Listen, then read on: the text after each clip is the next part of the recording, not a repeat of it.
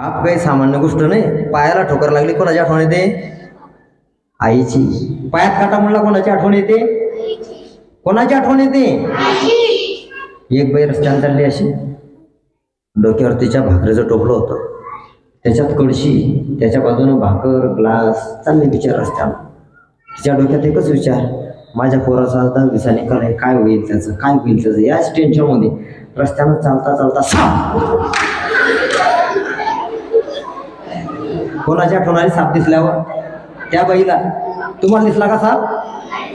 हा, त्या बाईला तिकडे साप दिसला, त्याचा धसका इथं बसला तुम्हाला. साप दिसला तिथं, पण धसका कुठे बसला? इथं. साप दिसल्यावर कोणाची आठवण येते? बापाची आठवण येते. पायात काटा घुसला की छोट्या मोठ्या अडचणी सोडवणारी आई असते, पण जेव्हा खूप मोठं संकट असतं तेव्हा पाठीमागे असतो तो कोण? बाप. म्हणून माय बापाची सेवा देव समजून करा. दररोज पाया पडता का तुम्ही? पाया पडत असता खरंच? सगळ्याचे फोन नंबर आहे, सगळ्याच्या मायबापाचे, प्रत्येकाला फोन लावून मी इथून गेल्यावर. याच्यानंतर कराट्याचं प्रात्यक्षिक होणार आहे. वैभव गुरुजी, रोहित किशोर दांडगे इकडे या.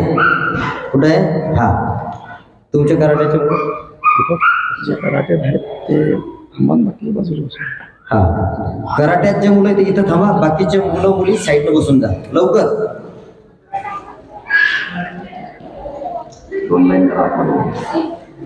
एका मिनिटात.